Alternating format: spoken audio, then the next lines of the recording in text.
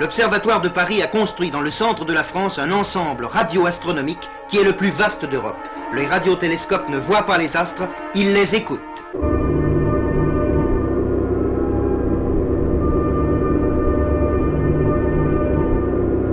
Quand on voit les images se succéder rapidement, on était arrivé en procédant par l'élimination des saisons à arriver au résultat suivant. Toutes les existences qu'il m'avait relatées en ce qui me concerne au nombre de 5 avaient toutes eu lieu au mois d'août, avec une position solaire aux environs de 20 degrés du Lion.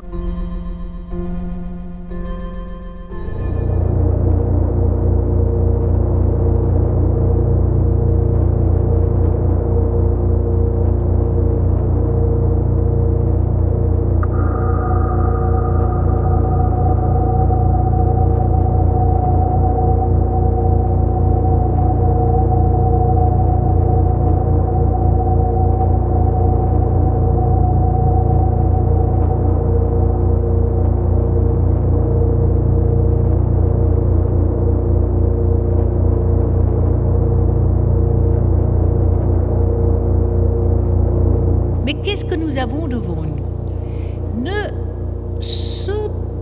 Ne serait-il pas possible, et j'émets cette hypothèse qui n'est pas très consolante, mais elle ne prouve rien, que nous ayons affaire à une espèce de pensée qui se marque dans le temps.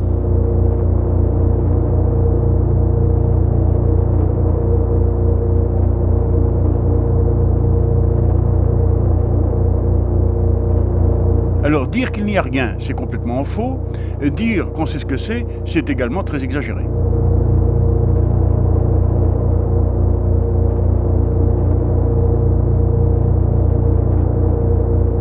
Pour la cellule, s'il est dans de bonnes conditions de vie, eh bien la mort est un accident qui est évidemment extrêmement fréquent, mais le destin normal serait en quelque sorte de se diviser sans cesse. Évidemment, là, vous avez le problème. Peut-on dire que l'individu continue quand il s'est coupé en deux sans sexualité et qu'il a donné naissance à deux individus qui sont au fond la reproduction du premier individu? Mais ce qui est alors entièrement nouveau quand il s'agit de l'être supérieur, de l'être organisé pluricellulaire, donc de l'homme, c'est que lui, il est effectivement inscrit dans son destin, inscrit dans sa physiologie normale, de mourir. Il y a au fond une date spécifique de mort des différentes espèces, une durée de vie spécifique, donc la mort apparaît véritablement quelque chose de naturel.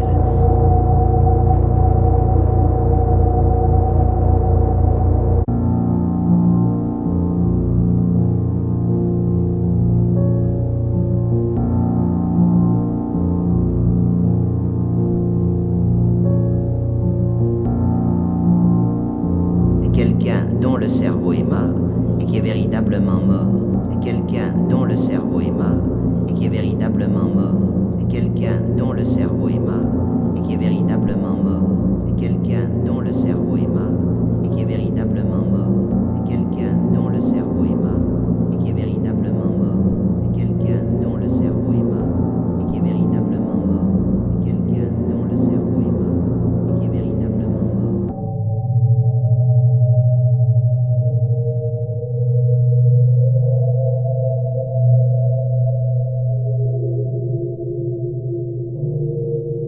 L'hypothèse qu'il s'agisse de véhicules interstellaires ou intergalactiques qui nous visitent ne peut pas être rejetée, mais rien ne permet de l'affirmer. Des coquilles psychiques qui, venant en rapport avec un médium humain, se trouvent galvanisées en une sorte de vie automatique.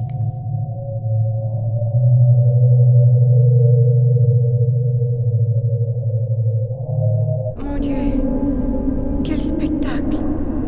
C'est horrible, et pourtant, mon Dieu, quel spectacle!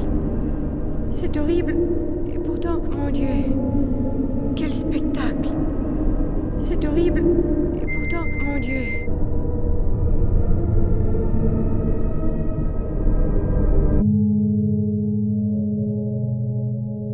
On ne sait toujours pas, malgré les investigations parfois très rigoureuses, de quoi il peut bien s'agir.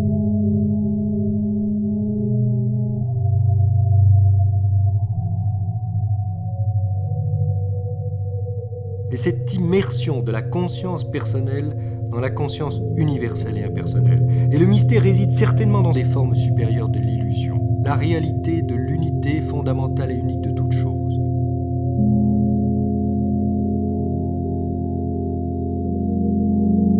Existe-t-il un double humain capable de se transporter dans l'espace ?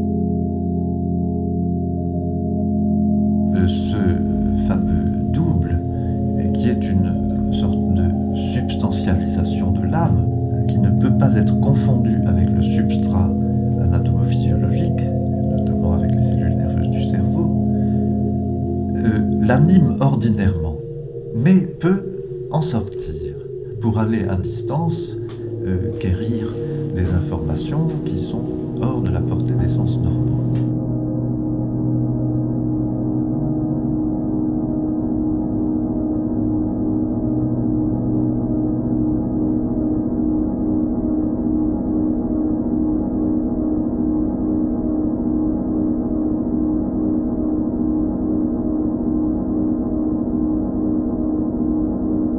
Lorsque on abolit en soi la notion d'espace, qui elle seule conditionne le temps, on est réduit à la géométrie du point, dans laquelle la succession est remplacée par une simultanéité. Par conséquent, on voit sur un certain plan des images, et si le voyant est doué ou a développé la faculté de voir l'intemporel, il voit ces images.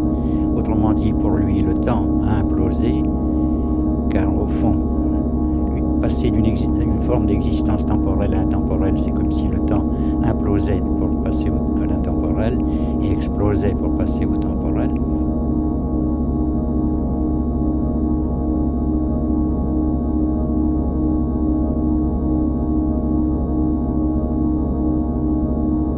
Pendant ce même temps, on rêve.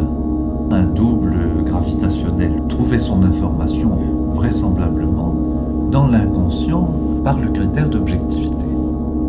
Un phénomène de télépathie croisée.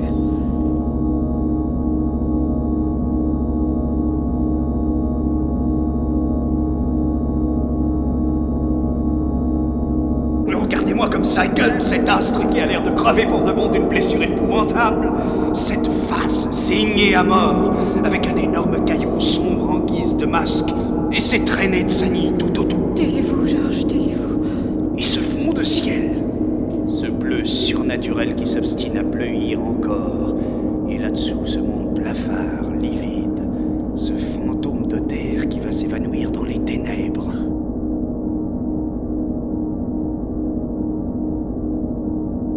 Je me suis penché pendant des mois sur le phénomène et je me suis dit qu'après tout, il y avait peut-être des livres qui parlaient de cela. Alors j'ai parcouru les bibliothèques, les librairies, etc. Et puis tout au long de ma quête, eh bien, j'ai réussi à rassembler de ci, de là des éléments, des témoignages de gens qui avaient vécu ces choses également, et puis certains qui donnaient des techniques tout à fait naturelles, je précise, hein, c'est capital, qui permettaient de rééditer ce phénomène assez troublant.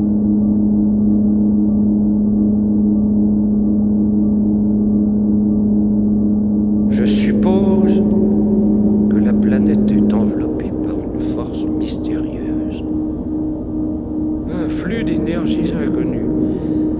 Par un ouragan de ce qu'on appelait autrefois l'éther. Et par un cyclone de l'espace.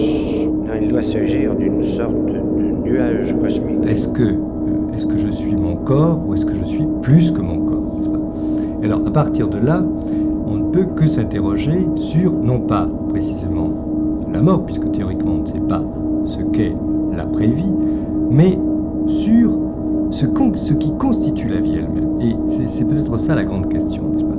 La vie, c'est quelque chose que l'on constate. Tout ceci est comme une vue de l'esprit, finalement, organisée. Il y a là, effectivement, un mystère qui me paraît déboucher dans un inconnu. La vie commence par l'inconnu, se termine par un inconnu. Et ne croyez-vous pas que, précisément, cette constatation invite à poser le problème de l'inconnu ? Et toute pensée, comme toute métaphysique, s'arrête sur ce seuil.